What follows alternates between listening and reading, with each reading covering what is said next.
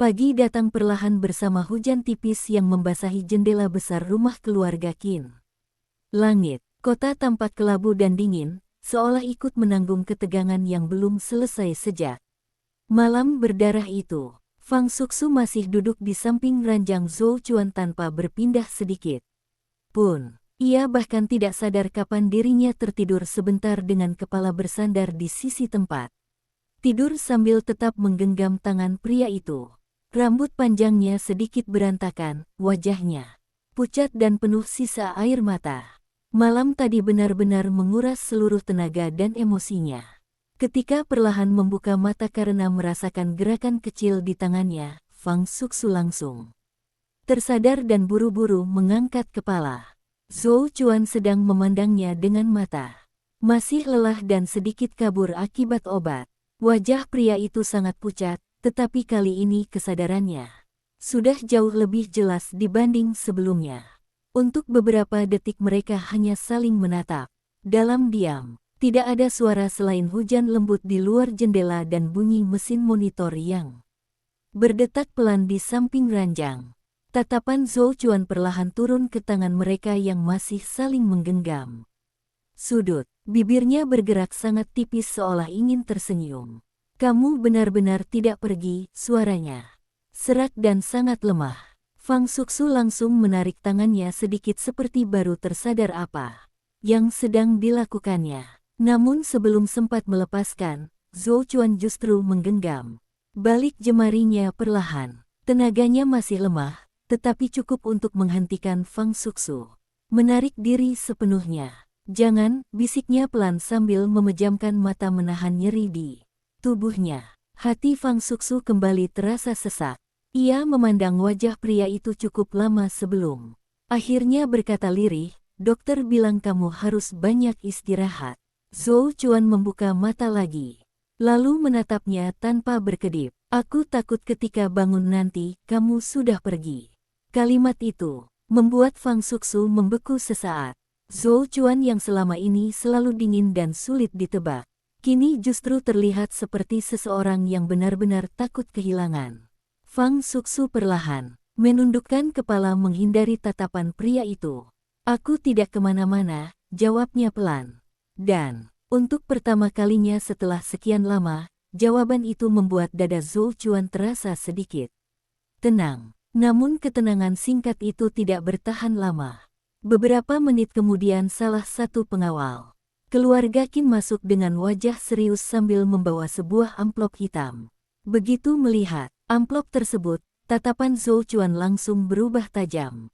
"Ditemukan di depan gerbang pagi tadi," kata pengawal itu pelan. Fang Suxu ikut merasa tidak tenang. Zhou Chuan membuka amplop tersebut perlahan. Di dalamnya hanya ada satu foto lama dan secarik kertas pendek tanpa nama pengirim. Begitu melihat isi foto itu, wajah Zhou Chuan langsung membeku total. Fang Suxu yang penasaran sedikit mendekat lalu ikut melihat gambar tersebut. Nafasnya langsung tercekat. Foto itu memperlihatkan ayah Zhou Chuan dan ayah Fang Suxu berdiri bersama seorang wanita muda yang sedang menggendong bayi kecil. Wanita itu tersenyum lembut ke arah kamera. Namun yang membuat Fang Suxu gemetar adalah wajah wanita tersebut. Sangat mirip dirinya, bahkan hampir identik. Di bagian belakang foto tertulis satu kalimat pendek dengan tinta hitam yang mulai memudar. "Rahasia terakhir ada pada anak itu." Tangan Zhou Chuan perlahan mengepal kuat. Sementara Fang Suxu terus menatap foto itu dengan jantung berdetak kacau. "Siapa wanita ini?" bisiknya pelan. Su Wanrong yang baru masuk ke kamar bersama pelayan tiba-tiba membeku di depan pintu begitu melihat foto tersebut. Wajahnya langsung kehilangan seluruh warna. Tangannya gemetar hebat sampai hampir menjatuhkan obat yang dibawanya. Fang Suxu langsung menoleh. "Ibu." Su Wanrong menatap foto itu dengan mata dipenuhi ketakutan dan kenangan lama yang perlahan muncul kembali. Bibirnya bergetar cukup lama sebelum akhirnya berkata dengan suara sangat pelan, "Dia, kakak perempuan ibu." Kalimat itu langsung membuat suasana kamar membeku total. Mata Fang Suxu membesar tidak percaya. Zhou Chuan juga langsung menatap Su Wanrong tajam. Maksud Anda apa? Tanyanya rendah, penuh tekanan. Su Wanrong perlahan duduk lemas di kursi dekat pintu. Air matanya mulai jatuh satu demi satu. Aku pikir semua rahasia itu sudah mati bersama mereka, gumamnya lirih penuh penyesalan. Fang Suxu merasakan tubuhnya dingin perlahan. Ia tidak pernah mendengar ibunya memiliki kakak perempuan. Bahkan sejak kecil, Su Wanrong hampir tidak pernah membicarakan keluarga dari pihaknya sendiri. Su Wanrong memejamkan mata cukup lama sebelum akhirnya berkata dengan suara gemetar, "Dulu, sebelum ibu menikah dengan ayahmu, keluarga kami sangat dekat dengan keluarga Qin." Tatapan Zhou Chuan semakin tajam. Su Wanrong melanjutkan perlahan, "Kakak ibu bernama Su Lanyin. Dia tunangan ayah Zhou Chuan." Fang Suxu langsung merasa kepalanya berdengung keras. Zhou Chuan juga terlihat sedikit terkejut mendengar nama itu. Su Wanrong memandang foto lama di tangan mereka sambil terus menangis pelan. Tapi sebelum mereka menikah, Su Lanyin tiba-tiba menghilang. Hujan di luar terdengar semakin deras sementara suasana kamar terasa semakin berat. Semua orang bilang dia meninggalkan keluarga Qin dan kabur dengan pria lain, lanjut Su Wanrong dengan suara parau. Tapi ayah Zhou Chuan tidak pernah percaya itu. Fang Suxu menggenggam sisi kursinya kuat-kuat. Hatinya dipenuhi firasat aneh yang membuat napasnya mulai sesak. Su Wanrong akhirnya mengangkat mata memandang putrinya. Air mata terus jatuh di wajahnya yang pucat. Karena suaranya bergetar sangat hebat, kakak ibu sedang hamil waktu itu. Zhou Chuan langsung membeku. Fang Suxu juga merasa seluruh darah di tubuhnya seperti berhenti mengalir. Su Wanrong menutup wajahnya sambil menangis. Dan setelah dia menghilang beberapa bulan, kemudian ibu menemukan seorang bayi perempuan ditinggalkan diam-diam di depan rumah. Keheningan di kamar itu terasa seperti sesuatu yang menghancurkan perlahan. Fang Suxu memandang ibunya dengan mata mulai memerah. Bibirnya gemetar ketika akhirnya bertanya pelan, "Ibu, apa maksud semua ini?" Su Wanrong menatapnya lama sekali sebelum akhirnya berkata dengan suara hancur, "Susu, kau bukan anak kandung ibu." Kalimat itu menghantam Fang Suxu jauh lebih keras dibanding suara tembakan atau semua pengkhianatan yang terjadi sebelumnya. Untuk beberapa detik ia bahkan tidak mampu bernapas. Matanya hanya menatap Su Wanrong kosong seolah otaknya menolak memahami apa yang baru saja didengar. Hujan di luar jendela masih turun deras, suara air yang menghantam kaca terdengar samar namun menyesakkan. Zhou Chuan yang terbaring di ranjang juga membeku total. Tangannya perlahan mengepal di atas selimut sementara tatapannya langsung berpindah antara Su Wanrong dan Fang Suxu. Ruangan itu terasa begitu sunyi sampai suara napas mereka sendiri terdengar berat dan tidak stabil. Fang Suxu akhirnya mundur satu langkah kecil sambil menggeleng pelan. "Tidak," bisiknya lirih dengan suara pecah. "Tidak mungkin." Su Wanrong langsung menangis semakin keras. "Ibu ingin memberitahumu sejak lama," katanya gemetar penuh penyesalan. "Tapi ibu takut, ibu. Takut mereka akan menemukanmu kalau kebenaran ini terbongkar." Air mata Fang Suxu mulai jatuh satu demi satu tanpa ia sadari. Tubuhnya terasa dingin sampai ujung jemarinya mati rasa. Selama hidupnya ia sudah kehilangan terlalu banyak hal. Ayahnya, keluarganya, anaknya, bahkan harga dirinya sendiri. Dan sekarang identitas yang selama ini menjadi satu-satunya hal pasti dalam hidupnya ternyata juga penuh kebohongan. Su Wanrong menggenggam ujung bajunya sendiri kuat-kuat sambil berusaha menenangkan napas yang kacau. Malam itu, suaranya sangat pelan, kakak ibu datang ke rumah dalam keadaan penuh darah. Fang Suxu perlahan mengangkat mata dengan wajah pucat. Su Wanrong terus menangis sambil mengingat masa lalu yang selama ini dikuburnya rapat-rapat. Dia bilang seseorang mengejarnya, dia memohon agar ibu menyelamatkan bayinya. Zhou Chuan langsung merasakan dadanya menegang keras. Su Wanrong memandang Fang Suxu dengan mata merah penuh luka. Beberapa hari kemudian, kakak ibu ditemukan meninggal di sungai. Fang Suxu langsung menutup mulutnya sendiri sambil terisak pelan. Seluruh tubuhnya gemetar hebat. Su Wanrong melanjutkan. Dengan suara hancur, ibu membawa bayinya pulang dan membesarkannya sebagai anak kandung sendiri. Air mata terus mengalir di wajah Fang Suxu tanpa henti sekarang. Ia merasa seperti seluruh hidupnya perlahan runtuh di depan matanya. Jadi, suaranya bergetar sangat kecil, "Aku anak Su Lanyin." Su Wanrong mengangguk sambil menangis. "Dan ayah kandungmu?" Wanita itu menoleh perlahan ke arah Zhou Chuan yang sudah membeku di atas ranjang. Bibir Su Wanrong gemetar. Hebat sebelum akhirnya berkata lirih, "Adalah ayah Zhou Chuan." Keheningan setelah kalimat itu terasa begitu mematikan sampai bahkan suara hujan di luar seolah ikut berhenti sesaat. Mata Fang Suxu membesar penuh keterkejutan dan ketakutan. Zhou Chuan sendiri benar-benar membeku total. Wajahnya yang sudah pucat karena luka kini kehilangan seluruh warna yang tersisa. Fang Suxu perlahan mundur beberapa langkah sambil menggeleng. "Tidak percaya." "Tidak," bisiknya dengan suara yang hampir tidak terdengar. "Tidak." Namun Su Wanrong hanya terus menangis tanpa mampu membantah apapun lagi. Seluruh rahasia yang dikubur puluhan tahun akhirnya terbuka dalam satu pagi yang dingin dan kejam. Fang Suxu merasa lututnya lemas. Ia hampir jatuh kalau tidak berpegangan pada meja di dekatnya.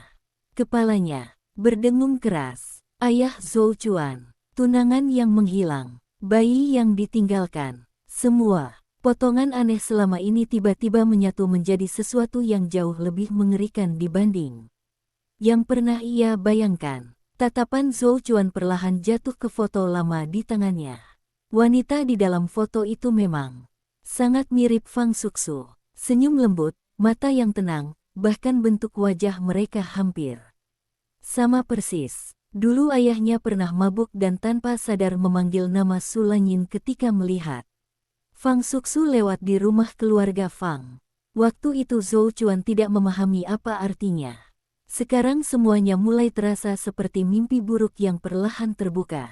Zhou Chuan merasakan napasnya sesak. Dadanya sakit bukan hanya karena luka tembak, tetapi karena kenyataan di depan matanya jauh lebih rumit daripada yang mampu ia terima. Fang Suxu bukan hanya wanita yang ia cintai. Wanita itu juga ternyata memiliki darah keluarga Qin. Mungkin itulah alasan ayahnya mati-matian melindungi rahasia tersebut sampai akhir hidupnya. Fang Suxu perlahan menoleh ke arah Zhou Chuan dengan mata penuh air mata dan keterkejutan. Untuk sesaat tidak ada satupun dari mereka yang mampu bicara. Semua emosi yang selama ini begitu rumit kini berubah menjadi sesuatu yang jauh lebih menyakitkan. Zhou Chuan ingin bangkit, ingin mendekat, tetapi tubuhnya terasa berat dan pikirannya kacau. Sementara Fang Suxu justru merasa seluruh dunianya sedang runtuh sedikit demi sedikit. Jadi, suaranya pecah sambil tertawa kecil penuh kesedihan. "Aku bahkan tidak tahu siapa diriku sebenarnya selama ini." Su Wanrong langsung menangis semakin keras. "Maafkan ibu," katanya berulang kali. "Ibu hanya ingin melindungimu." Namun Fang Suxu justru menggeleng perlahan sambil terus mundur. Air matanya jatuh semakin deras. "Tidak," gumamnya lirih. "Aku butuh sendiri." Setelah mengatakan itu, ia langsung berbalik keluar kamar dengan langkah tidak stabil. "Susu." Zhou Chuan refleks memanggilnya meski suaranya masih lemah. Namun Fang Suxu tidak berhenti. Pintu kamar tertutup keras beberapa detik kemudian.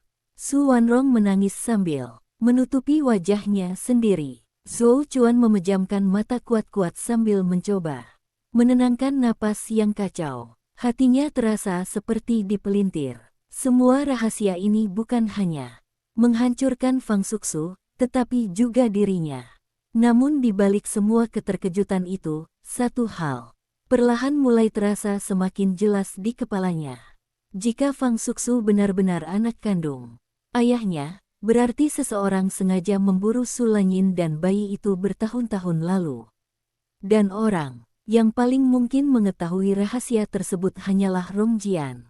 Di lorong luar kamar, Fang Suxu berjalan tanpa arah sambil terus menangis diam-diam.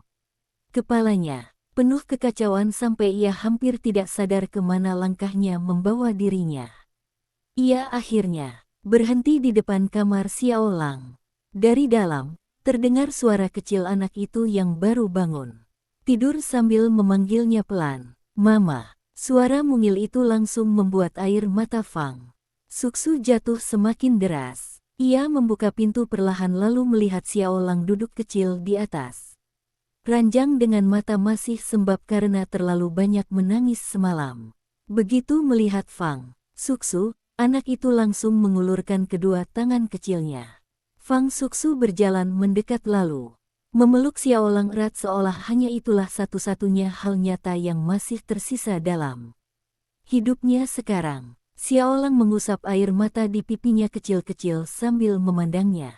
"Bingung, Mama jangan nangis," bisiknya polos.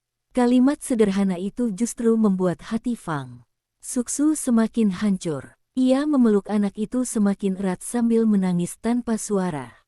Sementara itu jauh di gudang pelabuhan, Rong Jian berdiri di depan jendela sambil memandang hujan yang turun deras di luar. Salah satu anak buahnya berjalan mendekat lalu berkata pelan, "Tuan Rong, berita tentang identitas Fang Suxu mungkin sudah terbuka." Rong Jian tersenyum tipis tanpa terlihat terkejut sedikit pun. Cepat atau lambat memang akan sampai ke telinga mereka. Pria itu perlahan menoleh sambil menatap foto lama Su Lanyin di tangannya. Untuk pertama kalinya ada sesuatu seperti nostalgia dingin di matanya. "Su Lanyin," gumamnya pelan, "kau benar-benar meninggalkan masalah besar sebelum mati." Han Ming yang berdiri tidak jauh langsung bertanya, "Serius, kalau Zhou Chuan tahu Fang Suxu juga pewaris darah keluarga Qin, semuanya akan berubah." Rong Jian tertawa kecil rendah. Itulah sebabnya tatapannya perlahan berubah gelap dan penuh niat membunuh. Anak itu tidak boleh hidup terlalu lama lagi. Hujan di luar semakin deras seolah langit ikut runtuh bersama seluruh rahasia yang terbongkar pagi itu. Fang Suxu duduk di lantai kamar Xiao Lang sambil memeluk anak kecil itu erat di dadanya. Tirai jendela bergerak pelan tertiup angin dingin, sementara suasana di dalam kamar terasa begitu sunyi dan berat. Xiao Lang tidak benar-benar memahami apa yang sedang terjadi, tetapi ia bisa merasakan kesedihan ibunya.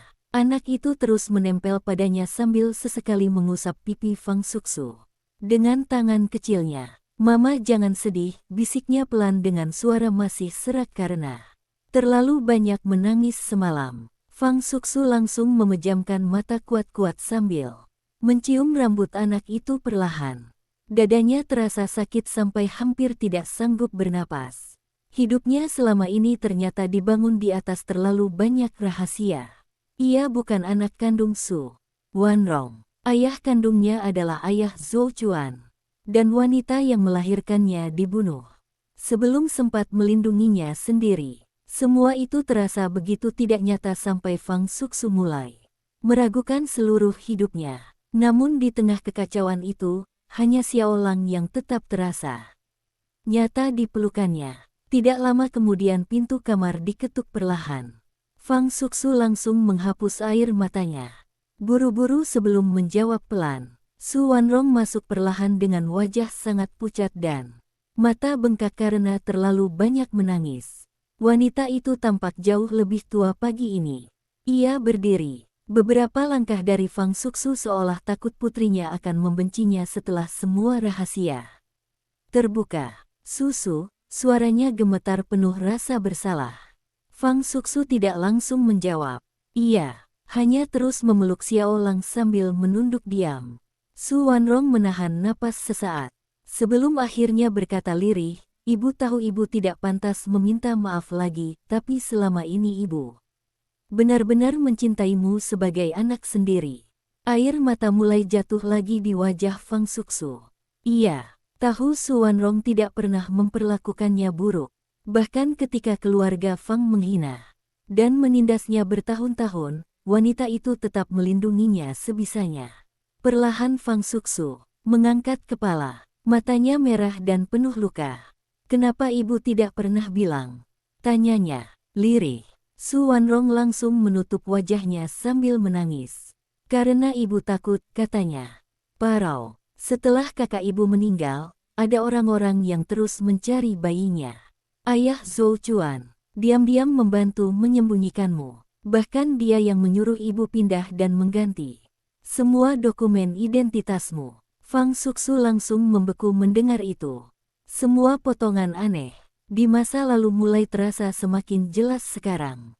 Su Wanrong perlahan duduk di kursi dekat ranjang sambil terus berbicara dengan suara lemah. "Ayah Zhou Chuan sangat mencintai kakak ibu," katanya lirih. "Setelah Sulanyin meninggal, dia hampir gila mencari pelakunya." Fang Suxu menggigit bibir kuat-kuat.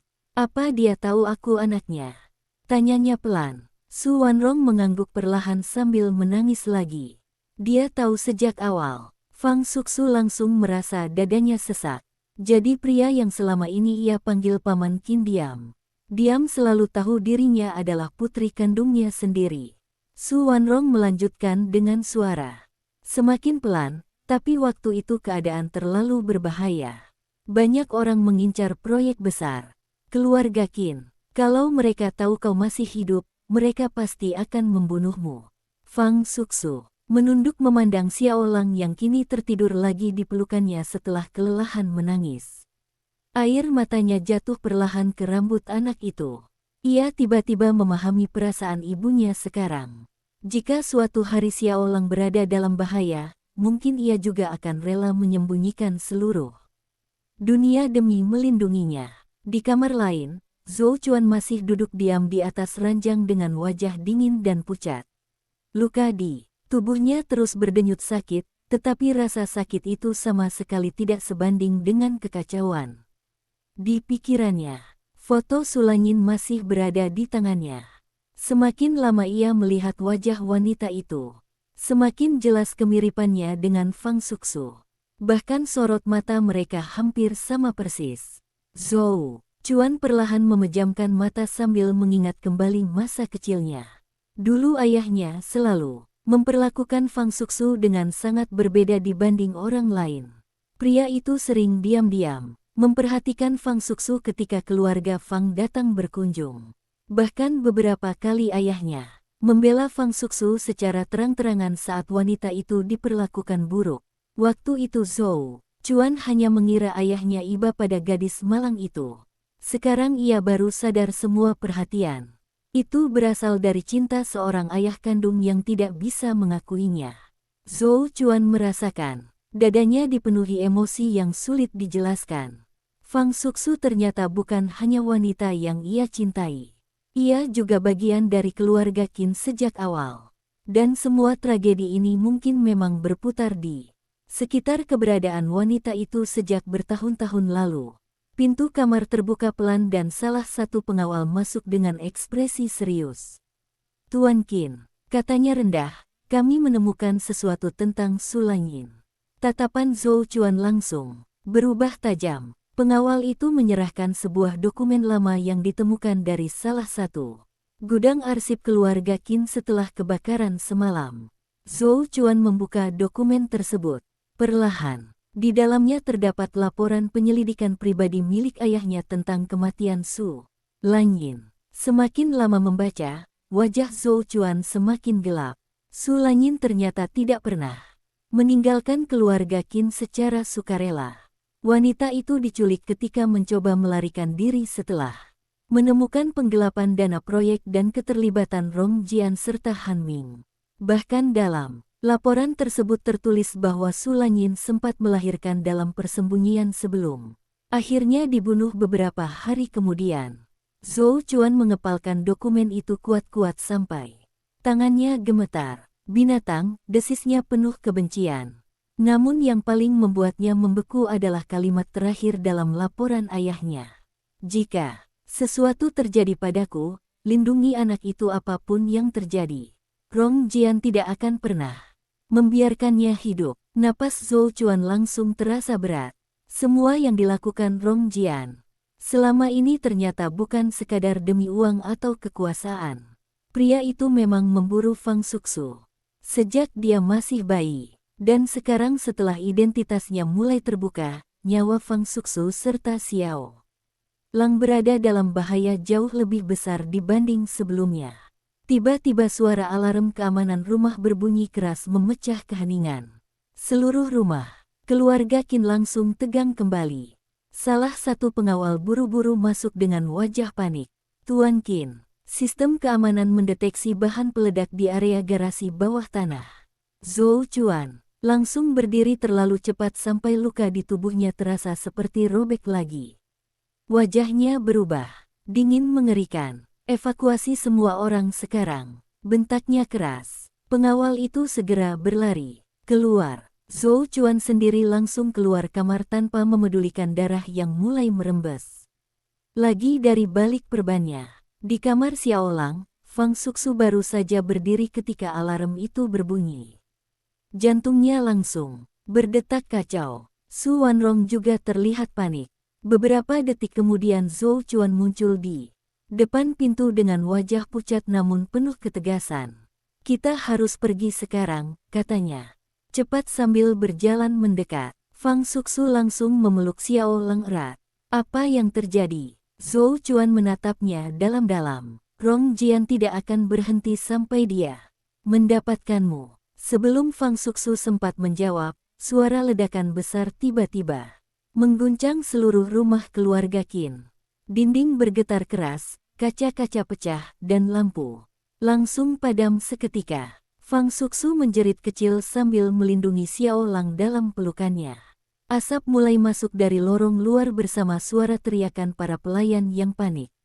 Zhou Chuan langsung menarik Fang Suxu mendekat ke tubuhnya sambil melindungi ibu dan anak itu dengan seluruh tubuhnya. Wajahnya sangat dingin sekarang. Tidak ada lagi keraguan sedikit pun di matanya.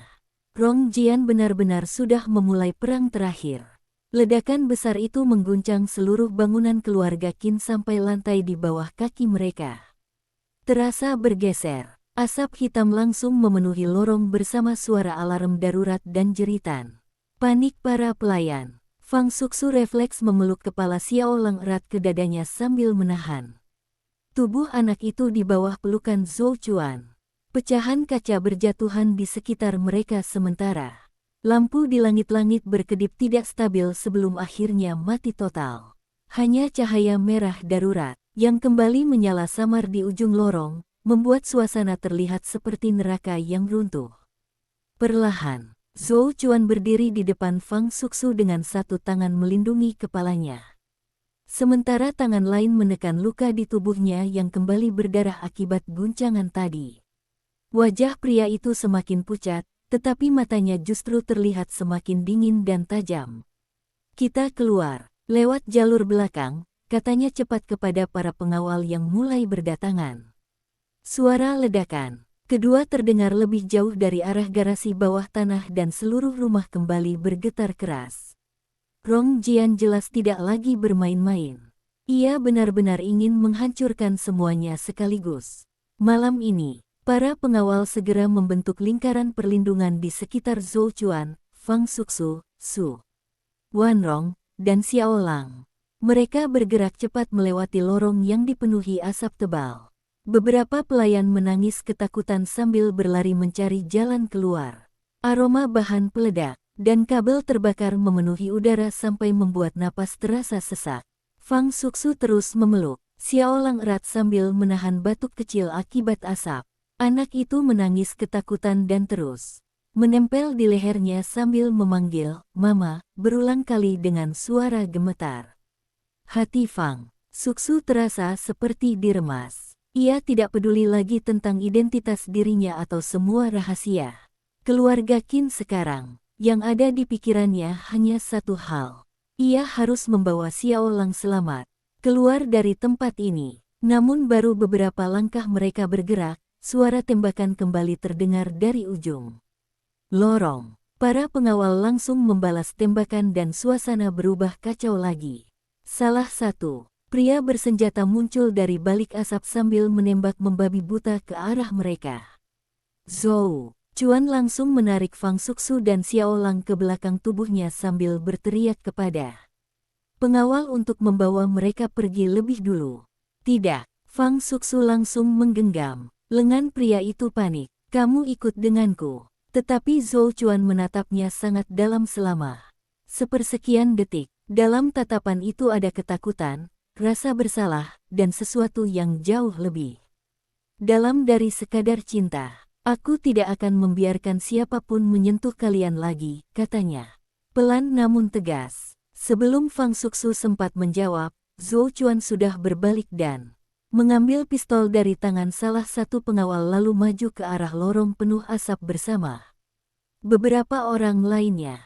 Fang Suxu membeku sesaat sambil menatap punggung pria itu yang perlahan menghilang di tengah asap dan cahaya merah berkedip. Hatinya terasa begitu takut sampai hampir berhenti berdetak. Su Wanrong buru-buru menarik tangan putrinya sambil menangis. Susu, kita harus pergi sekarang. Fang Suxu akhirnya sadar lalu segera mengikuti para pengawal menuju jalur evakuasi belakang rumah. Mereka melewati tangga sempit menuju area taman belakang yang masih dipenuhi hujan deras. Udara dingin langsung menghantam wajah mereka begitu keluar dari rumah. Namun sebelum sempat bernapas lega, suara ledakan ketiga terdengar sangat keras dari dalam bangunan utama. Api mulai terlihat dari beberapa jendela lantai bawah. Para pelayan menjerit histeris di halaman. Sementara polisi dan pemadam kebakaran mulai berdatangan memenuhi area luar rumah keluarga Qin. Fang Suxu langsung menoleh panik ke arah rumah yang mulai terbakar. Zhou Chuan belum keluar, serunya dengan wajah pucat. Salah satu pengawal buru-buru menahan dirinya. Nona Fang, Tuan, Qin memerintahkan kami membawa Anda pergi dulu. Tetapi Fang Suxu justru mulai meronta panik. Lepaskan aku. Air matanya langsung jatuh lagi ketika melihat asap hitam semakin tebal keluar dari dalam rumah. Xiao Lang ikut menangis keras melihat ibunya panik seperti itu. Su Wanrong juga mulai gemetar ketakutan di kursi rodanya. Susu, panggilnya lirih penuh cemas. Namun Fang Suxu sama sekali tidak bisa tenang. Kepalanya penuh bayangan Zhou Chuan berdiri sendirian di dalam rumah yang hampir runtuh demi melindungi mereka. Ia tiba-tiba teringat semua yang dilakukan pria itu beberapa hari terakhir. Luka-lukanya, tatapan matanya, permintaan maafnya, dan cara Zhou Chuan terus memilih melindunginya meski dirinya sendiri hampir mati berkali-kali. Tepat ketika Fang Suxu hampir kembali berlari masuk ke rumah, suara tembakan terakhir terdengar dari dalam bangunan. Setelah itu semuanya mendadak sunyi beberapa detik sebelum suara runtuhan keras menggema dari lantai bawah rumah keluarga Qin. Api mulai membesar dengan cepat. Fang Suxu langsung merasa seluruh tubuhnya dingin. Zhou Chuan, bisiknya lirih penuh ketakutan. Air matanya jatuh semakin deras. Para petugas pemadam mulai berusaha masuk, tetapi api dan reruntuhan terlalu besar. Waktu terasa berjalan sangat lambat. Hujan deras terus turun, membasahi halaman sementara Fang Suxu berdiri gemetar sambil memeluk Xiao Lang erat di bawah payung pengawal. Matanya tidak pernah lepas dari pintu utama rumah. Lalu akhirnya, di tengah asap tebal dan suara reruntuhan, beberapa pengawal keluarga Qin muncul. Sambil menopang seseorang keluar dari dalam rumah, Fang Suxu langsung membeku sebelum akhirnya berlari tanpa memedulikan siapapun. Zhou Chuan berjalan terlatih di antara mereka. Dengan wajah dipenuhi darah dan debu. Bahunya kembali berdarah parah dan salah satu tangannya tampak terluka akibat pecahan beton. Namun pria itu masih sadar.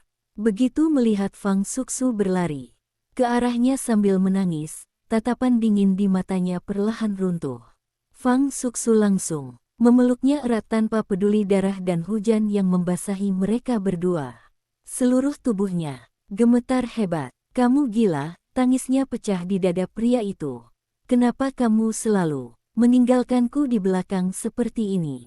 Zhou Chuan memejamkan mata pelan ketika merasakan pelukan Fang Suxu yang begitu erat untuk pertama kalinya setelah bertahun-tahun. Rasa sakit di tubuhnya seolah menghilang sesaat. Tangannya perlahan terangkat lalu memeluk wanita itu dan Xiao Lang sekaligus ke dalam pelukannya. Hujan terus turun deras membasahi mereka, tetapi tidak ada satupun dari mereka yang bergerak. Namun beberapa meter dari kerumunan itu, seorang polisi tiba-tiba berjalan cepat mendekati salah satu pengawal dengan wajah serius. Kami menemukan mayat di dalam reruntuhan, katanya. Rendah. Diduga salah satu anak buah Rong Jian. Pengawal itu langsung mengerutkan dahi.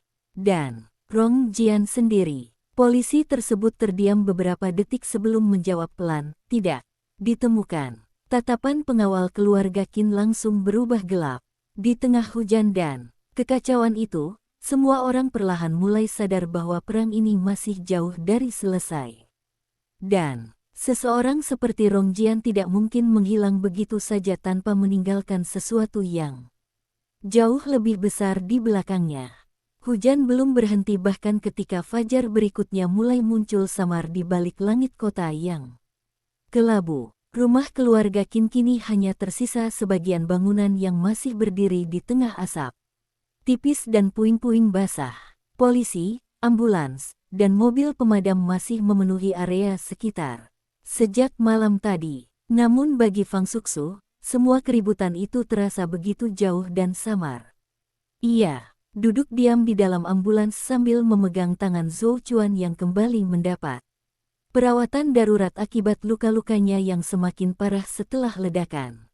Xiao Lang tertidur lelap di pangkuan Su Wanrong di kendaraan lain karena kelelahan dan ketakutan yang terlalu besar untuk anak sekecil dirinya. Wajah Fang Suxu sangat pucat. Matanya merah dan bengkak karena terlalu banyak menangis. Namun tangannya tidak pernah lepas dari Zhou Chuan sedetik pun. Zhou Chuan duduk bersandar dengan mata setengah terpejam sementara dokter sedang menjahit ulang luka di bahunya yang robek akibat reruntuhan.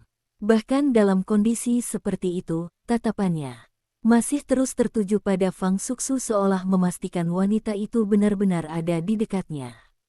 Kamu harus ke rumah sakit sekarang, kata Fang Suxu lirih dengan suara serak. Zhou Chuan tersenyum tipis penuh kelelahan. Kalau aku masuk rumah sakit, Rong Jian akan tahu kita lengah. Fang Suxu langsung menggeleng dengan mata kembali dipenuhi air mata. Kamu hampir mati tadi. Zhou Chuan memandangnya lama sekali sebelum akhirnya berkata pelan, aku lebih takut kehilanganmu. Kalimat itu membuat Fang Suxu langsung menunduk.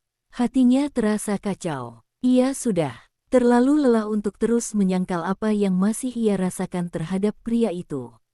Setelah semua darah, luka, dan kematian yang mereka lewati bersama, perasaannya justru semakin jelas dan menyakitkan. Tidak lama kemudian salah satu pengawal keluarga Qin mendekat dengan wajah serius. Tuan Qin, katanya pelan, kami menemukan sesuatu di reruntuhan ruang kerja lama. Zhou Chuan langsung membuka mata penuh waspada. Pengawal itu menyerahkan sebuah kotak besi kecil yang hangus di bagian pinggirnya. Ini ditemukan tersembunyi di balik dinding rahasia. Tatapan Zhou Chuan langsung berubah dingin ketika melihat lambang keluarga Qin di atas kotak tersebut. Ia segera membukanya perlahan meski tangannya masih dipenuhi darah dan perban. Di dalam kotak hanya ada satu dokumen tua dan sebuah kalung perak kecil berbentuk bulan sabit. Begitu melihat kalung itu, Su Wanrong yang berada tidak jauh langsung menutup mulutnya sendiri dengan mata membesar penuh keterkejutan. Itu, suaranya gemetar. Fang Suxu menoleh bingung. Su Wanrong memandang kalung tersebut dengan air mata mulai jatuh lagi. Itu milik kakak ibu, bisiknya pelan. Fang Suxu perlahan mengambil kalung itu dengan tangan gemetar. Entah kenapa, begitu menyentuh benda dingin tersebut, hatinya terasa sesak aneh seolah ada sesuatu jauh di dalam dirinya yang perlahan bangkit. Zhou Chuan kemudian membuka dokumen di dalam kotak. Wajahnya langsung berubah sangat serius ketika membaca beberapa halaman pertama. Fang Suxu melihat ekspresi pria itu lalu ikut merasa tidak tenang. Apa itu? Tanyanya pelan. Zhou Chuan terdiam beberapa saat, sebelum akhirnya mengangkat mata menatapnya. Ini surat wasiat ayahku. Semua orang langsung membeku. Zhou Chuan melanjutkan dengan suara semakin rendah, dan seluruh saham rahasia keluarga Qin diwariskan atas nama seorang anak perempuan bernama Qin Yue. Fang Suxu langsung merasa jantungnya berdetak keras. Su Wanrong mulai menangis lagi sambil memejamkan mata. Qin Yue, gumamnya lirih. Itu nama yang diberikan kakak ibu untuk bayinya sebelum dia meninggal. Fang Suxu perlahan membeku di tempat. Tangan yang memegang kalung mulai gemetar hebat. Zhou Chuan menatapnya sangat dalam sebelum akhirnya berkata pelan, "Itu kamu." Hening panjang menyelimuti ambulans. Fang Suxu merasa pikirannya benar-benar kosong sekarang. Qin Yue, nama itu terasa asing sekaligus aneh di hatinya. Selama hidupnya ia hanya mengenal dirinya sebagai Fang Suxu, gadis yang dibenci keluarga Fang dan selalu hidup sendirian. Namun, sekarang tiba-tiba ia mengetahui bahwa dirinya sebenarnya pewaris tersembunyi keluarga Qin. Zhou Chuan menggenggam dokumen itu kuat-kuat sambil menahan emosi yang semakin rumit di dadanya. Rong Jian bukan hanya memburu Fang Suxu demi membungkam rahasia lama. Pria itu juga ingin menguasai seluruh aset keluarga Qin yang sebenarnya diwariskan kepada putri kandung ayah. Zhou Chuan, semua pembunuhan, kecelakaan, dan pengkhianatan selama puluhan tahun ternyata berputar di sekitar warisan itu. Namun sebelum siapapun sempat berkata lebih jauh, salah satu polisi tiba-tiba datang tergesa. Dengan wajah sangat buruk, "Tuan Qin," katanya cepat, "kami baru menerima laporan." Tatapan semua orang langsung tertuju kepadanya. Polisi itu menelan ludah sebelum melanjutkan pelan. Rong Jian muncul di pusat kota. Mata Zhou Chuan langsung berubah dingin mengerikan. "Di mana?" Polisi tersebut tampak ragu sesaat sebelum akhirnya berkata, "Di konferensi pers darurat perusahaan Qin Group." Semua orang langsung membeku. Zhou Chuan segera mengambil tablet yang diberikan pengawal lalu menyalakan siaran langsung berita. Di layar terlihat aula utama Qin Group dipenuhi wartawan dan investor yang panik sejak ledakan semalam. Dan di podium paling depan, Rong Jian berdiri tenang dengan jas hitam rapi seolah tidak terjadi apa-apa. Pria tua itu memegang mikrofon sambil menatap semua kamera dengan senyum tipis. "Saya sangat sedih atas tragedi yang menimpa keluarga Qin malam tadi," katanya dengan suara tenang dan berwibawa. "Sayangnya, Tuan Muda Zhou Chuan saat ini berada dalam kondisi kritis dan tidak bisa menjalankan perusahaan." Fang Suxu langsung mengepalkan tangannya marah. Zhou Chuan sendiri menatap layar dengan mata dipenuhi amarah membunuh. Namun Rong Jian terus berbicara dengan santai. "Sebagai orang yang paling lama mendampingi keluarga Qin, saya akan mengambil alih sementara seluruh keputusan perusahaan demi menjaga stabilitas." Wartawan mulai ribut, mengajukan pertanyaan. Salah satunya bertanya tentang rumor pewaris rahasia keluarga Qin yang mulai menyebar sejak pagi. Senyum Rong Jian perlahan berubah dingin. "Rumor itu memang benar," katanya pelan. "Namun wanita itu telah lama mengkhianati keluarga Qin dan bekerja sama dengan pihak luar." Wajah Fang Suxu langsung memucat. Rong Jian perlahan mengangkat sebuah foto ke depan kamera. Foto Fang Suxu bersama Han Ming. Zhou Chuan langsung berdiri terlalu cepat sampai luka di tubuhnya kembali terasa nyeri luar biasa. "Bajingan," desisnya penuh amarah. Fang Suxu sendiri hanya bisa menatap layar dengan tubuh dingin. Rong Jian jelas sedang memutarbalikkan semuanya di depan publik sebelum mereka sempat bergerak lebih dulu. Dan yang paling mengerikan, pria itu kini berdiri di pusat kekuasaan Qin Group. Seolah dirinya pemilik sah perusahaan tersebut.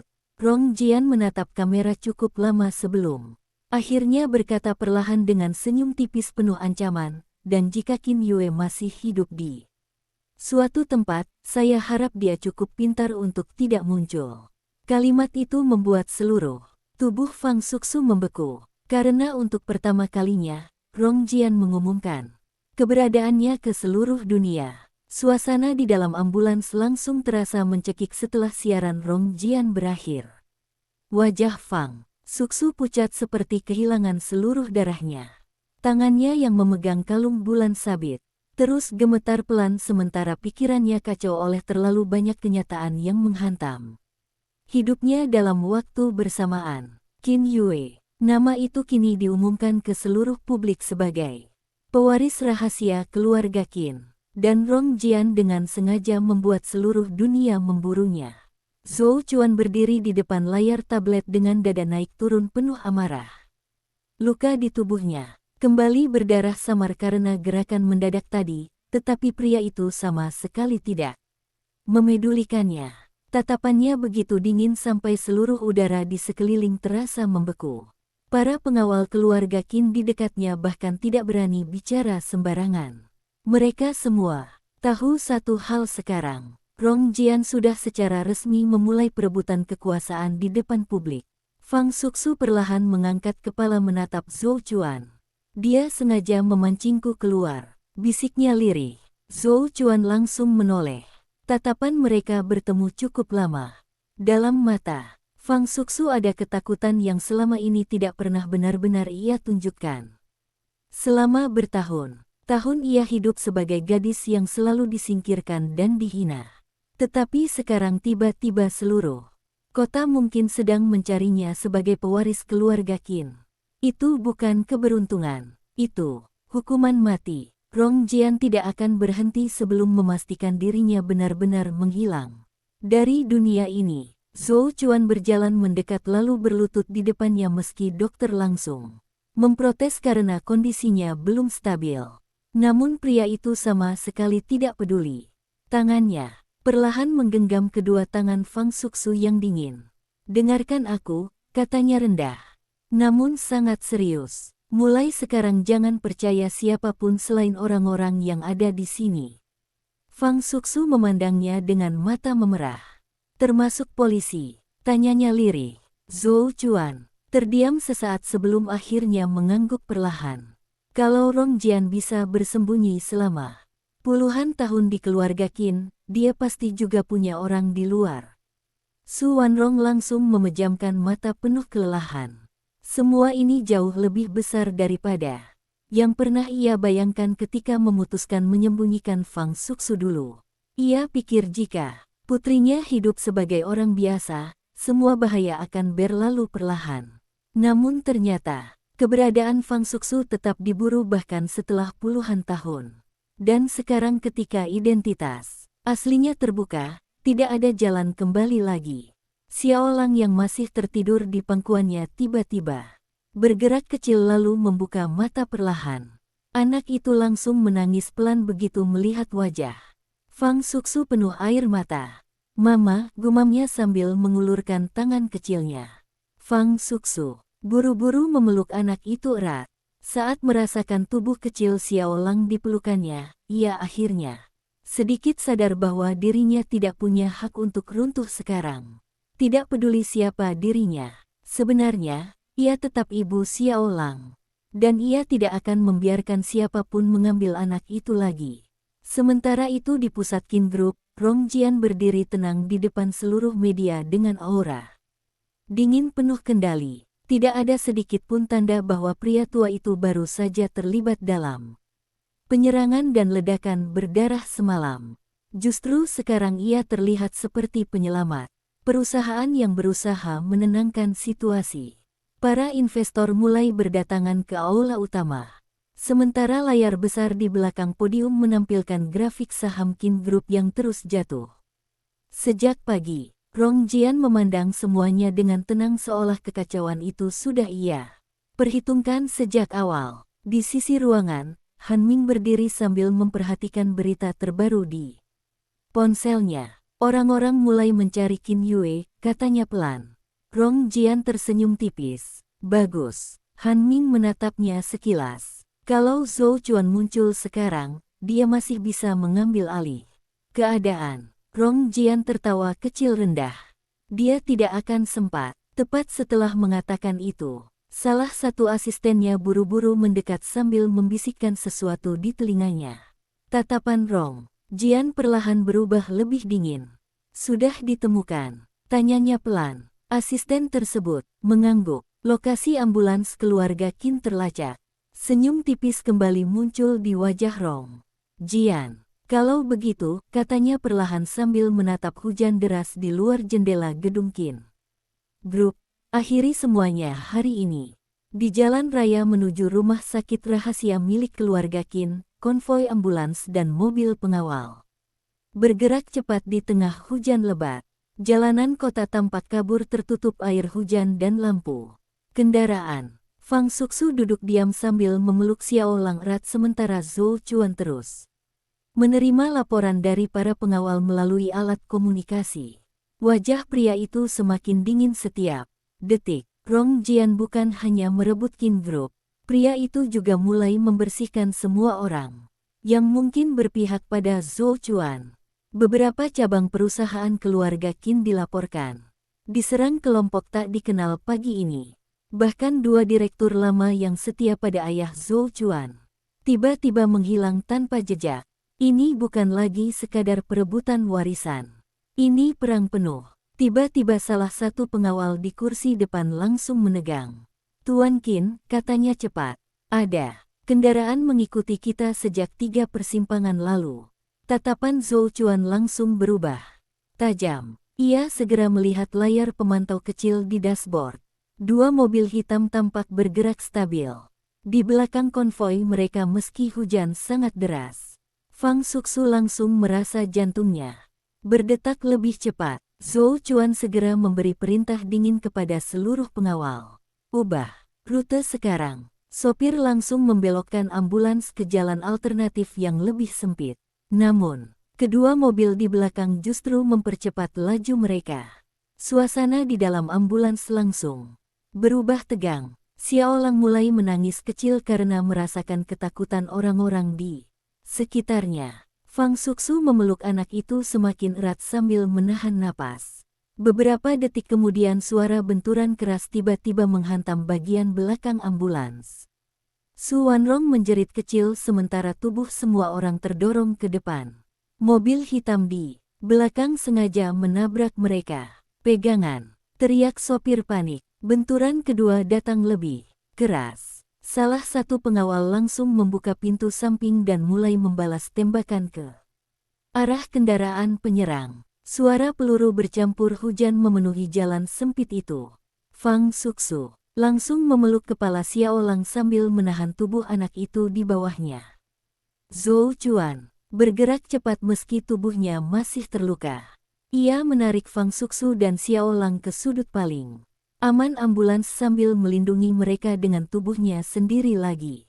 Wajah Fang Suxu langsung dipenuhi air mata ketika melihat darah segar mulai merembes lagi dari perban pria itu.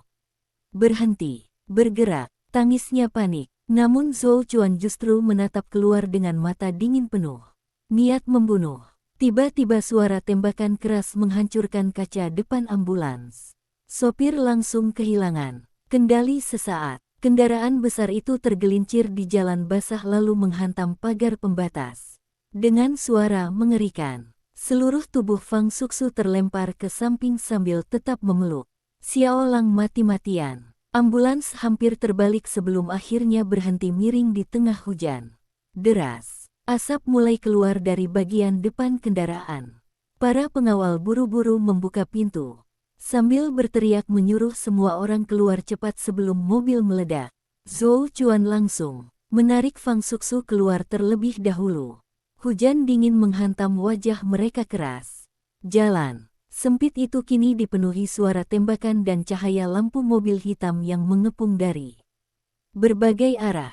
Fang Suxu berdiri gemetar di tengah hujan sambil memeluk Xiao Lang yang menangis histeris. Su Wanrong dibantu keluar oleh pengawal lain dengan wajah pucat penuh ketakutan. Zhou Chuan berdiri di depan mereka semua dengan napas berat dan tubuh penuh darah. Di seberang jalan, pintu salah satu mobil hitam perlahan terbuka. Seorang pria turun sambil membawa payung hitam besar. Rong Jian sendiri. Pria tua itu berdiri di tengah hujan dengan wajah tenang dan dingin seperti bayangan kematian yang akhirnya datang sendiri untuk menyelesaikan semuanya. Hujan turun semakin deras membasahi jalan sempit yang kini berubah seperti medan perang. Cahaya lampu mobil memantul di genangan air merah bercampur darah sementara suara tembakan perlahan mereda karena kedua pihak sama-sama berhenti bergerak ketika Rong Jian muncul sendiri. Di tengah hujan, pria tua itu memegang payung hitam dengan tenang seolah tidak sedang berdiri di hadapan orang-orang yang ingin membunuhnya. Wajahnya tetap rapi dan dingin, bahkan tatapannya masih penuh ketenangan mengerikan. Para pengawal keluarga Qin langsung mengarahkan senjata kepadanya, tetapi Rong Jian sama sekali tidak terlihat takut. Tatapannya perlahan jatuh kepada Fang Suxu yang berdiri gemetar sambil memeluk Xiao Lang erat di bawah lindungan tubuh Zhou Chuan. Hujan membasahi rambut dan wajah Fang Suxu, tetapi wanita itu bahkan tidak sadar air matanya bercampur dengan air hujan. Zhou Chuan berdiri tepat di depan mereka dengan pistol di tangan dan tubuh penuh luka. Darah mengalir perlahan dari bahu serta pinggangnya lalu larut ke genangan di bawah kakinya. Namun meski kondisinya sangat buruk, aura pria itu justru terasa semakin mengerikan. Rong Jian memandang Zhou Chuan cukup lama sebelum akhirnya tersenyum tipis. Kau benar-benar keras kepala seperti ayahmu, katanya pelan namun jelas terdengar di tengah hujan deras. Zhou Chuan tidak menjawab. Tatapannya hanya semakin dingin. Aku sudah cukup mendengar omong kosongmu, desisnya rendah penuh kebencian. Rong Jian tertawa kecil. Begitu marah demi seorang wanita. Matanya perlahan berpindah ke Fang Suxu lagi. Atau karena kau akhirnya tahu dia sebenarnya siapa? Fang Suxu langsung merasa tubuhnya dingin ketika pria tua itu memandangnya. Seperti sedang melihat sesuatu yang sudah lama diburunya. Xiao Lang menangis semakin keras di pelukannya, tetapi Rong Jian bahkan tidak melirik anak kecil itu sedikit pun. Yang diinginkannya sejak awal hanya Fang Suxu. Kenapa? Suara Fang Suxu akhirnya terdengar gemetar di tengah hujan. Kenapa kau membunuh ibuku? Semua orang langsung terdiam sesaat. Rong Jian memandang wanita muda itu cukup lama. Sebelum senyum tipisnya perlahan menghilang. Karena ibumu terlalu bodoh, jawabnya dingin. Tanpa sedikit pun penyesalan. Sulanyin seharusnya diam dan menikah dengan ayah Zhou Chuan. Tapi dia justru ikut mencampuri proyek dan menemukan hal yang tidak seharusnya dia lihat. Fang Suxu mengepalkan tangannya kuat-kuat sampai kukunya menusuk telapak sendiri. Air matanya jatuh semakin deras. Rong Jian melanjutkan dengan suara datar seolah sedang membicarakan sesuatu yang biasa. Dia bahkan mencoba melarikan diri sambil membawa bukti dan anak itu. Tatapannya jatuh lagi pada Fang Suxu.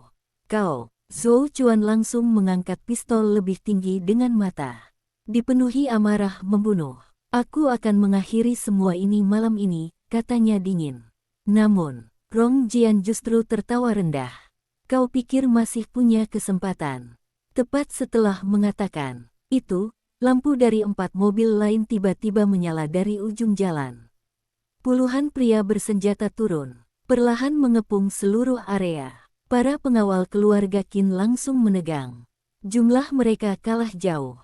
Zhou Chuan sendiri sudah terluka parah.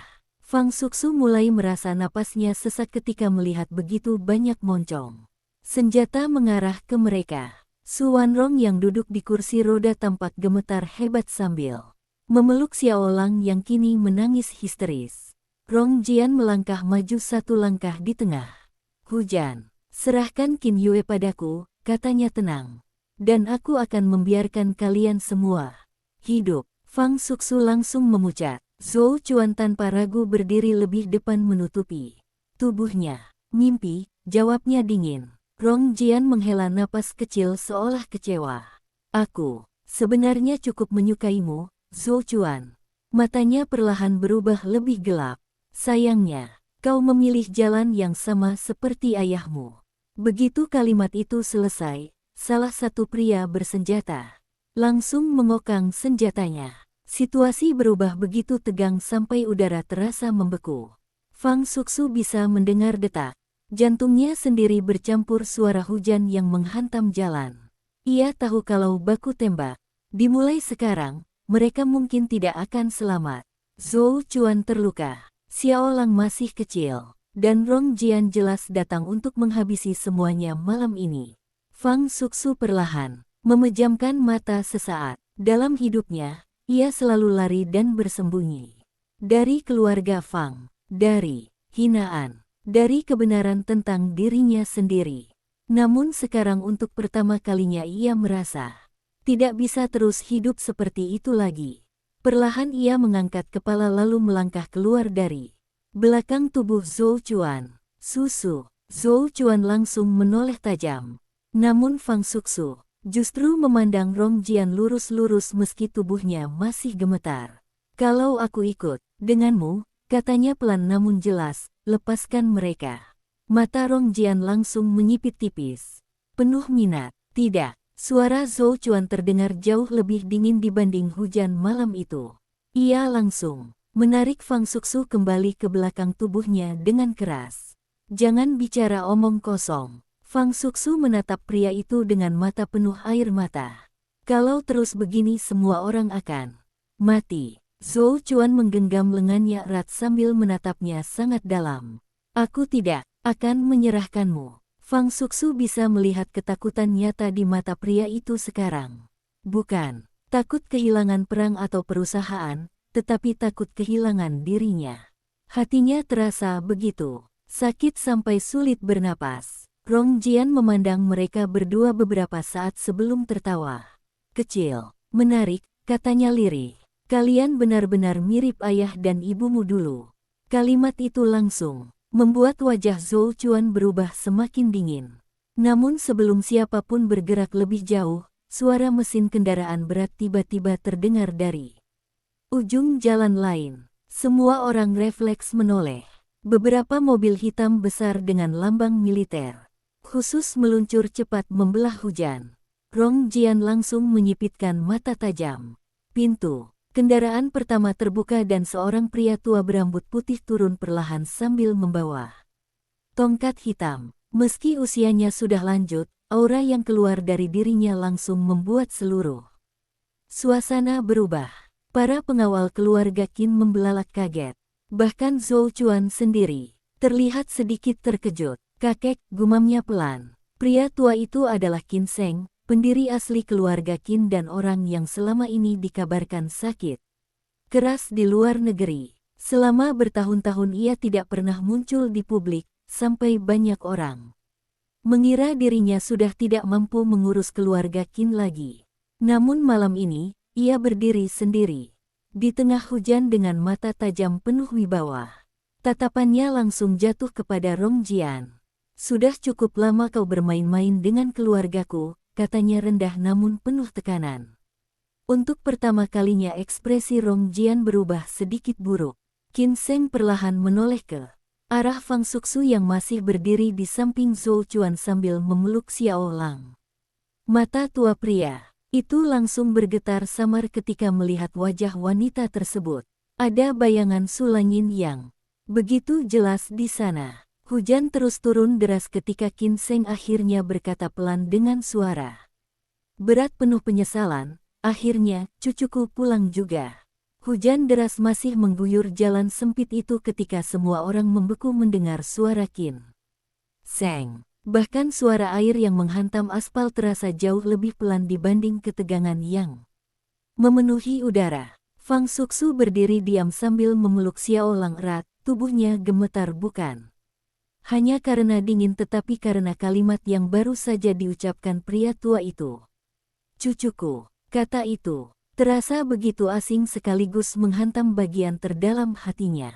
Sepanjang hidupnya ia tidak pernah benar-benar memiliki keluarga. Ia tumbuh di rumah keluarga Fang sebagai orang luar, dicibir, dihina, dan dianggap beban.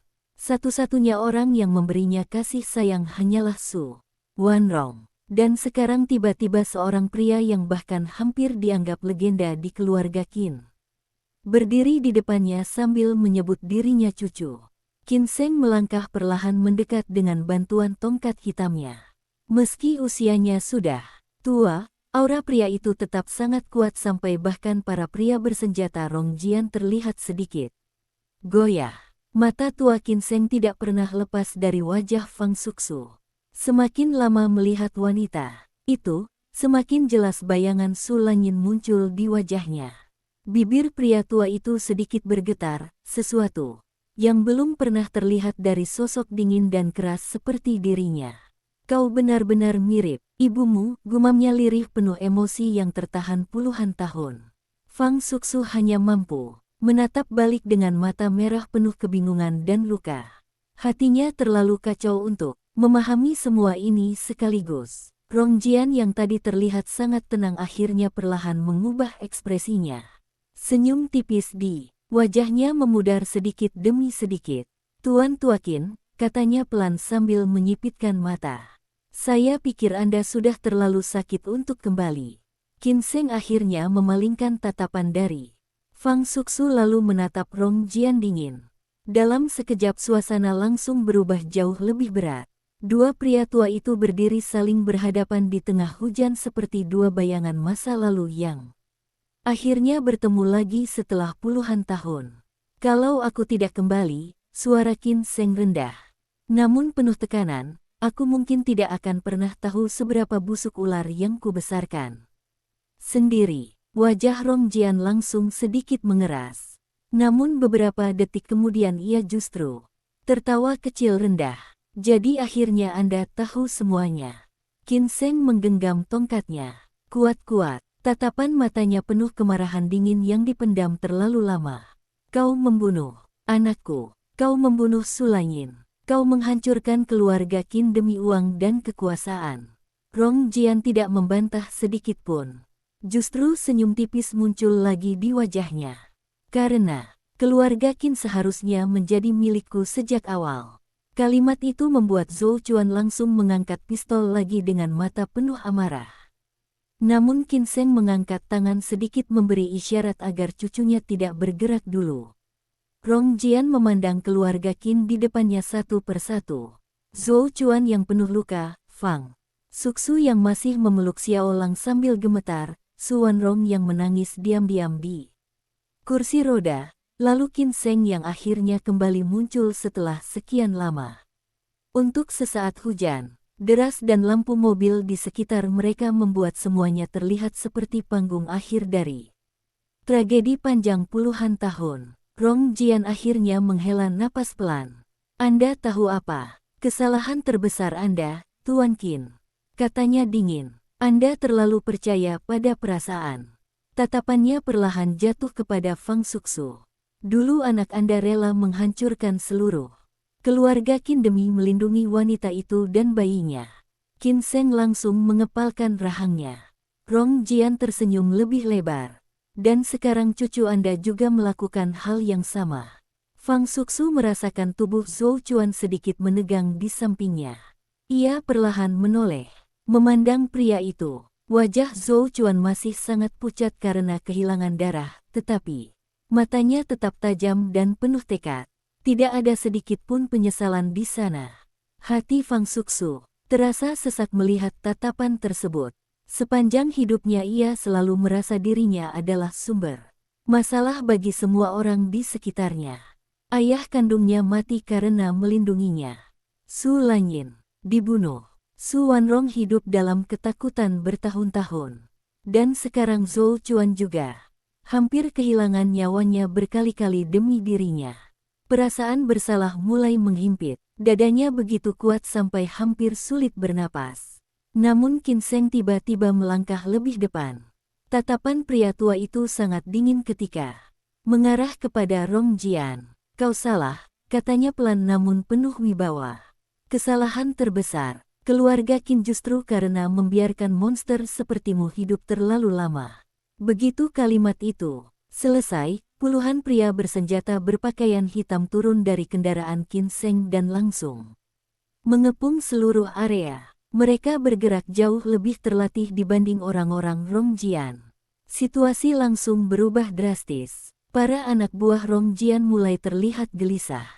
Han Mingyang, berdiri di belakang Rongjian, juga perlahan mundur beberapa langkah sambil memegang senjatanya. Lebih erat, namun Rongjian tidak terlihat panik sama sekali. Ia justru tertawa kecil sambil menatap Qin Sheng. Penuh ejekan. "Anda pikir masih bisa menang?" katanya rendah. "Selama puluhan tahun saya yang membangun semua koneksi keluarga Qin.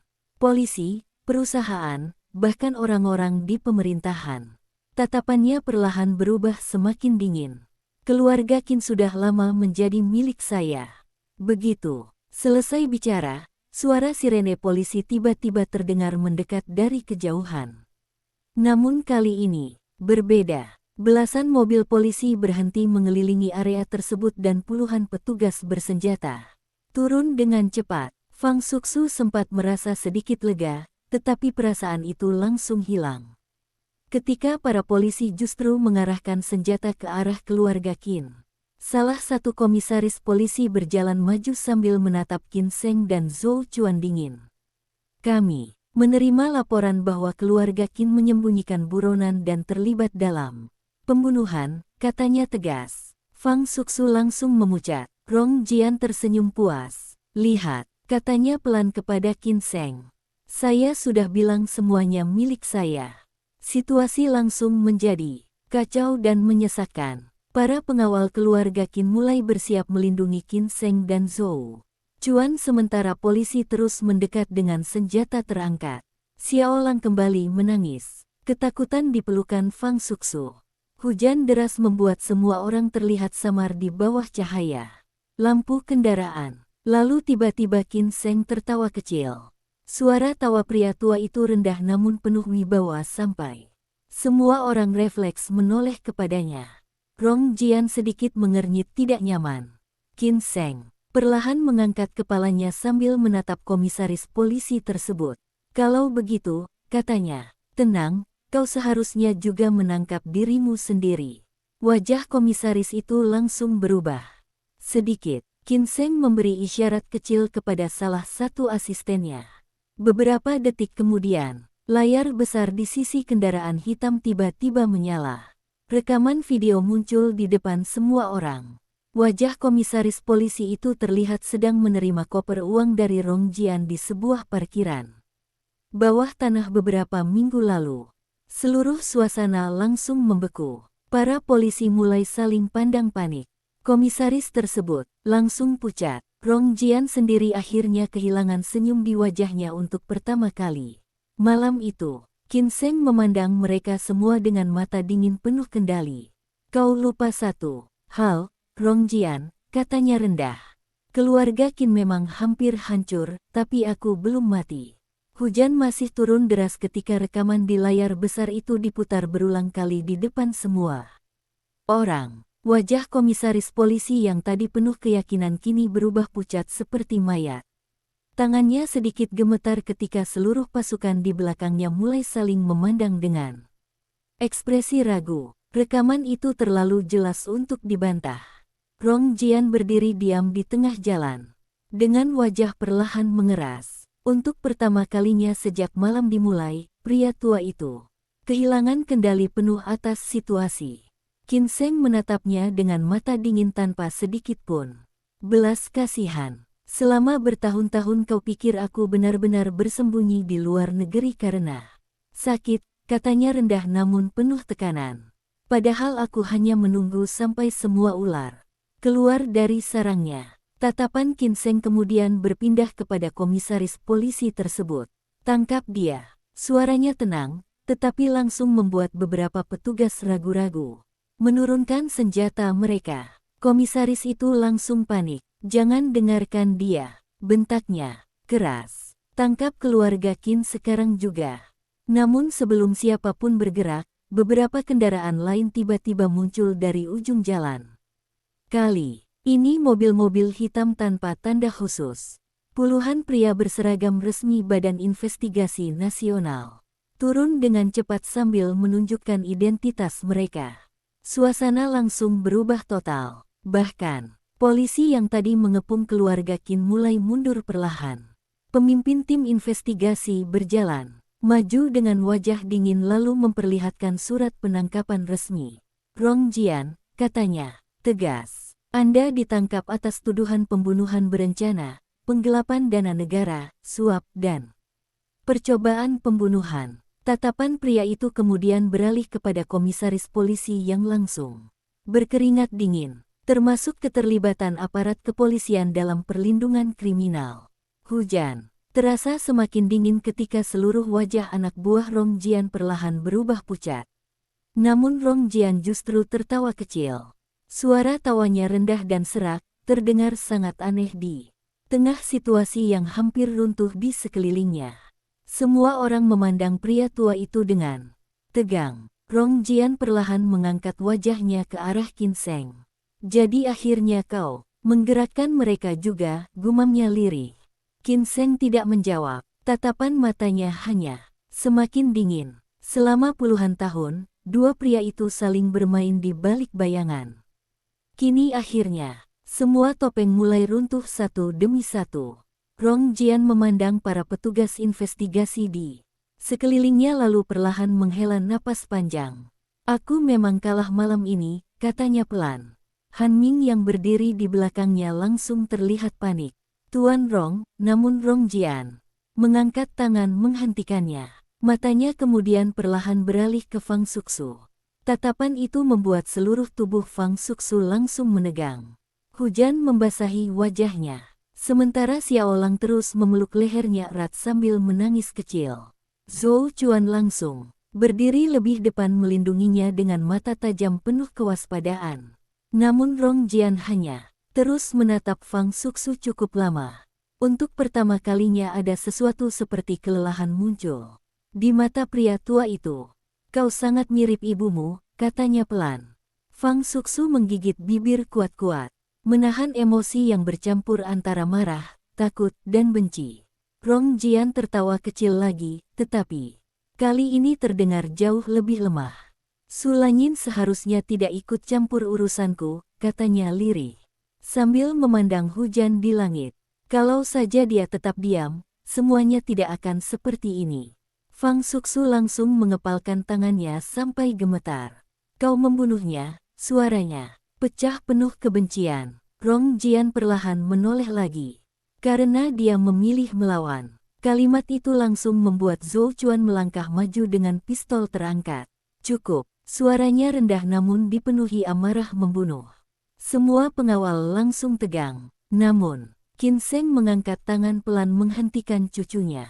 "Jangan," katanya tegas. "Dia harus membayar dengan hukum." Rong Jian tersenyum tipis penuh ejekan mendengar itu.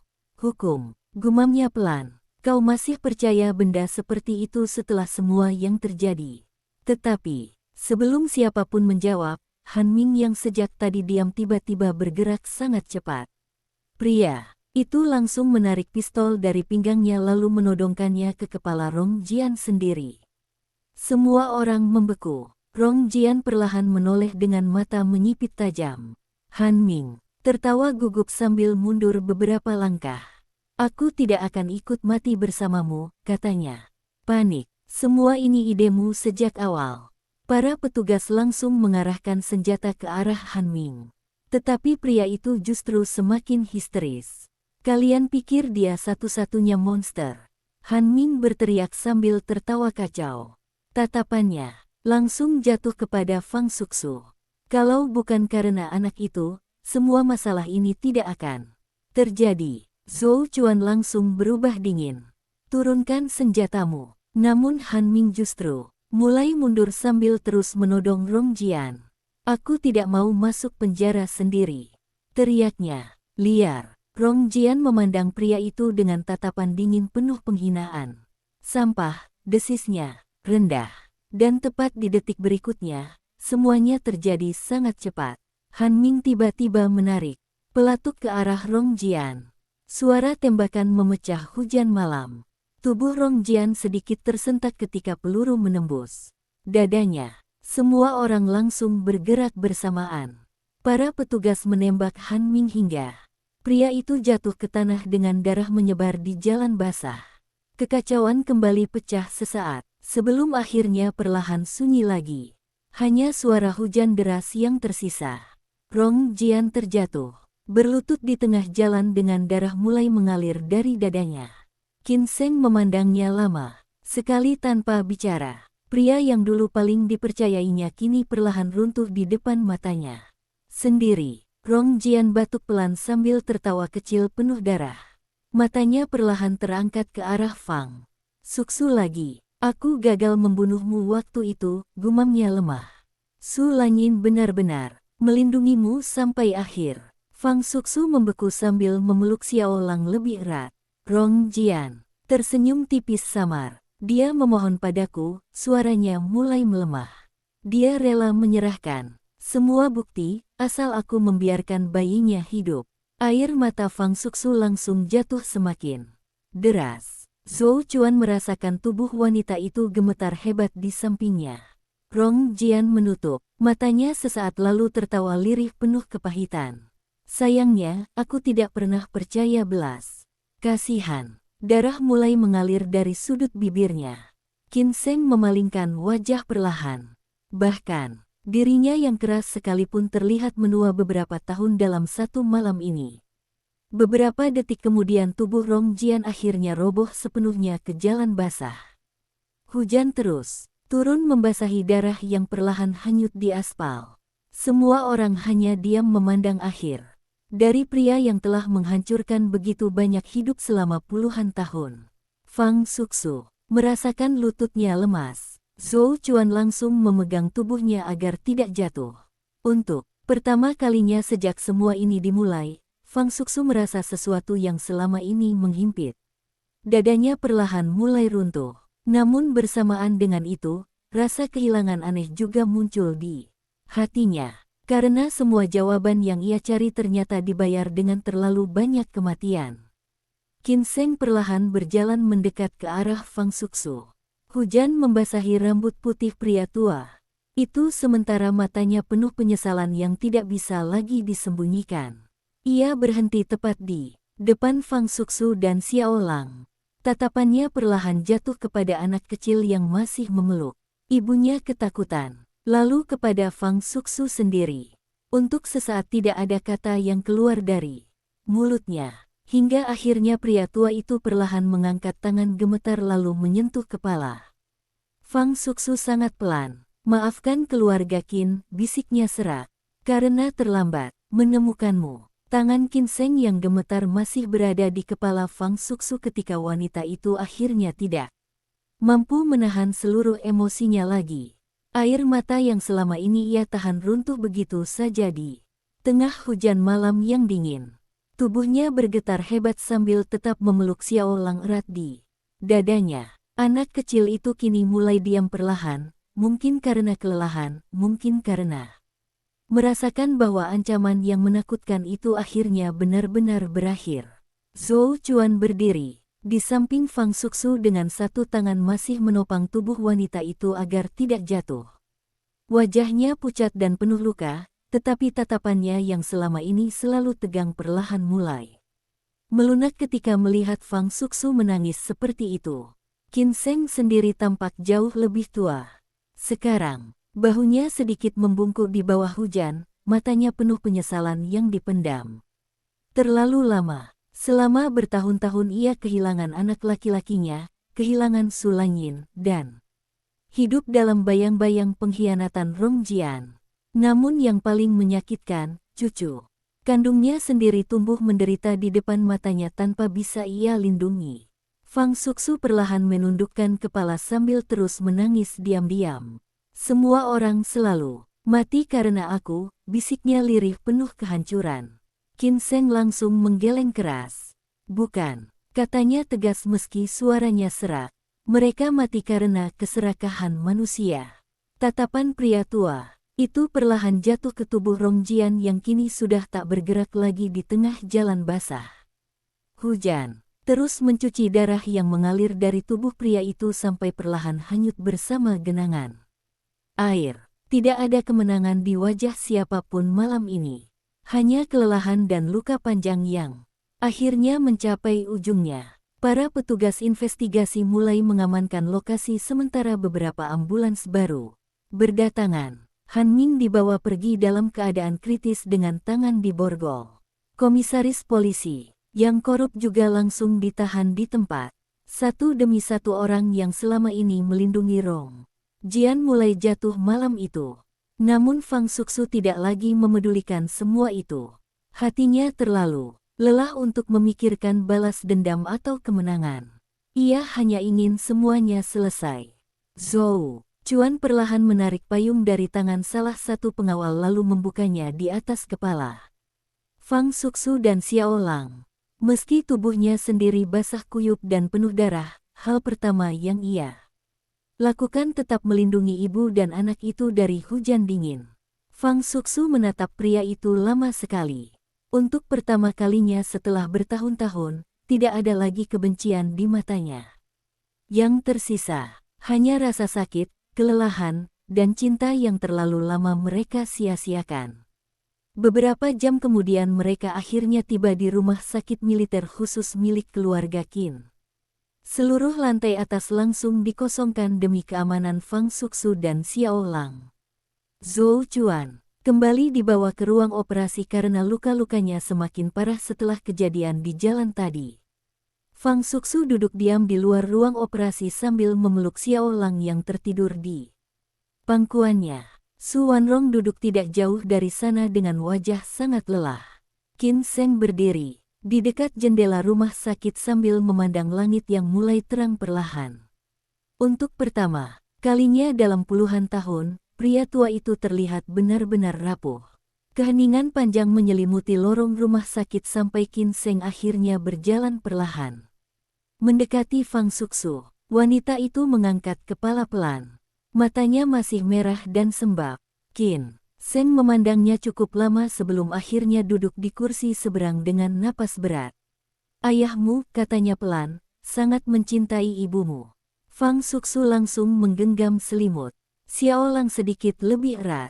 Qin Sheng melanjutkan dengan suara jauh lebih lembut dibanding aura dingin yang selama ini dikenal semua orang. Su Langyin adalah satu-satunya wanita yang pernah membuat anakku melawan keluarga. Sedikit senyum pahit muncul di wajah pria tua itu. Dan kau benar-benar mewarisi mata ibumu. Air mata Fang Suxu kembali jatuh perlahan. Selama hidupnya ia tidak pernah benar-benar tahu seperti apa sosok wanita yang melahirkannya. Semua tentang Su Langyin hanyalah kekosongan. Namun sekarang dari setiap cerita yang muncul sedikit demi sedikit, ia mulai memahami betapa besar cinta ibunya kepadanya bahkan sampai saat terakhir hidupnya. Qin Sheng kemudian mengeluarkan sebuah amplop tua dari dalam jasnya. Tangannya sedikit gemetar ketika menyerahkannya kepada Fang Suxu. Ini ditemukan di brankas pribadi ayahmu, katanya pelan. Fang Suxu menerima amplop itu perlahan dengan jantung berdetak lebih cepat. Di bagian depan tertulis tulisan tangan yang sudah mulai memudar. Untuk putriku, jika suatu hari kau membaca ini, tangan Fang Suxu langsung gemetar hebat. Air matanya jatuh lagi membasahi amplop tua itu. Qin Sheng berdiri perlahan lalu memalingkan wajah memberi ruang kepada cucunya. Fang Suxu membuka surat tersebut dengan tangan bergetar. Tulisan tangan pria yang tidak pernah sempat ia panggil ayah memenuhi kertas tua itu. Jika kau membaca surat ini, berarti aku gagal melindungimu sampai akhir. Maafkan ayah. Sejak pertama kali menggendongmu, ayah sudah tahu hidupmu tidak akan mudah. Kau lahir di tengah terlalu banyak keserakahan dan kebencian. Tapi bagiku, kau selalu menjadi alasan ayah tetap bertahan. Su Langyin pernah berkata bahwa jika suatu hari kita kehilangan segalanya, setidaknya kita masih punya satu sama lain. Namun pada akhirnya ayah kehilangan kalian berdua sekaligus. Jika kau masih hidup saat membaca ini, jangan hidup dalam kebencian seperti ayah. Pergilah sejauh yang kau mau. Hiduplah dengan nama apapun yang kau pilih. Yang penting kau bahagia. Tulisan di akhir surat mulai berantakan seolah ditulis dalam keadaan tergesa dan penuh emosi. Dan jika suatu hari kau bertemu Zhou Chuan, jangan salahkan dia terlalu lama. Anak itu lebih mirip ayahnya daripada yang dia sadari. Tangisan Fang Suxu akhirnya pecah lebih keras di lorong rumah sakit yang sunyi itu. Ia memegang surat tersebut erat di dada sambil menunduk dalam-dalam. Semua rasa sakit, kehilangan, dan kerinduan yang selama ini tertahan akhirnya runtuh bersamaan. Su Wanrong ikut menangis diam sambil memalingkan wajah. Bahkan Qin Sheng memejamkan mata cukup lama menahan emosinya sendiri. Tidak lama kemudian lampu ruang operasi akhirnya padam. Pintu terbuka perlahan dan dokter keluar sambil melepas masker dengan wajah lelah. Fang Suxu langsung berdiri cepat sampai hampir menjatuhkan Xiao Lang yang masih tertidur. Bagaimana keadaannya? Tanyanya panik. Dokter menghela napas pelan sebelum akhirnya tersenyum tipis. Tuan Qin selamat. Seluruh tubuh Fang Suxu langsung terasa lemas karena terlalu lega. Air matanya jatuh lagi tanpa bisa dihentikan. Dokter melanjutkan, dia masih harus dirawat beberapa waktu, tapi kondisinya sudah stabil. Fang Suxu langsung menutup wajahnya sendiri sambil menangis kecil penuh kelegaan. Qin Sheng yang melihat itu perlahan tersenyum tipis untuk pertama kalinya malam itu. Su Wanrong juga akhirnya menghembuskan napas panjang sambil memejamkan mata lega. Beberapa jam kemudian, ketika matahari pagi mulai masuk samar melalui jendela rumah sakit, Fang Suxu duduk di samping ranjang Zhou Chuan yang masih tertidur karena obat. Wajah pria itu tampak jauh lebih tenang sekarang meski dipenuhi luka dan perban. Fang Suxu memandangnya lama sekali, sambil menggenggam surat ayahnya di tangan lain. Setelah semua yang terjadi, setelah begitu banyak kesalahpahaman dan rasa sakit, mereka akhirnya masih hidup sampai di titik ini. Perlahan Fang Suxu mengulurkan tangan lalu menyentuh jemari Zhou Chuan dengan sangat pelan. Kali ini ia tidak menarik diri, tidak berusaha lari, dan ketika jemari pria itu perlahan menggenggam balik tangannya meski masih dalam keadaan setengah sadar, air mata Fang Suxu kembali jatuh. Bersama senyum kecil pertama yang akhirnya muncul di wajahnya setelah bertahun-tahun. Pagi itu rumah sakit militer keluarga Qin terasa jauh lebih tenang dibanding kekacauan malam sebelumnya. Cahaya matahari pucat masuk perlahan melalui jendela besar, menyinari ruangan rawat yang masih dipenuhi aroma obat dan suara mesin monitor jantung berdetak stabil. Fang Suxu duduk diam di samping ranjang Zhou Chuan sambil memegang tangan pria itu pelan. Xiao Lang masih tertidur meringkuk kecil di sofa dekat jendela dengan selimut tebal menutupi tubuh mungilnya. Setelah terlalu banyak ketakutan dan tangisan, anak itu akhirnya tertidur lelap untuk pertama kalinya tanpa mimpi buruk. Fang Suxu memandang wajah Zhou Chuan cukup lama. Pria itu masih pucat, bibirnya sedikit kehilangan warna, dan tubuhnya dipenuhi perban. Namun untuk pertama kalinya sejak semua ini dimulai, napasnya terdengar tenang. Jemari Zhou Chuan perlahan bergerak sedikit di bawah genggaman Fang Suxu. Wanita itu langsung mengangkat kepala. Beberapa detik kemudian mata pria itu terbuka perlahan. Pandangannya masih samar karena pengaruh obat, tetapi begitu melihat Fang Suxu duduk di sampingnya, sorot matanya langsung melembut. Tidak ada lagi ketegangan dingin seperti dulu. Yang tersisa hanya rasa lega yang begitu dalam sampai hampir menyakitkan. Kamu masih di sini, suaranya serak dan lemah. Fang Suxu langsung merasakan matanya kembali panas. Namun kali ini ia tidak menangis. Ia hanya mengangguk pelan sambil menggenggam tangan pria itu sedikit lebih erat. Zhou Chuan memperhatikan wajah wanita itu lama sekali.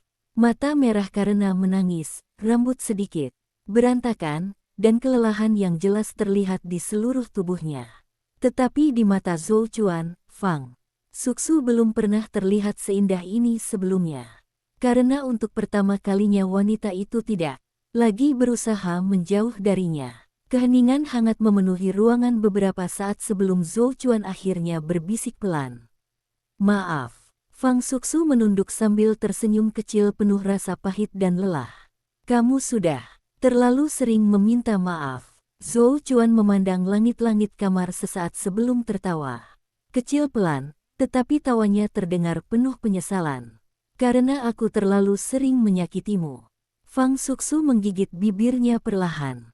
Hatinya masih sakit jika mengingat semua tahun yang hilang di antara mereka. Namun setelah semua darah dan kematian yang mereka lewati bersama, ia juga sadar bahwa dirinya sudah terlalu lelah untuk terus membenci pria ini.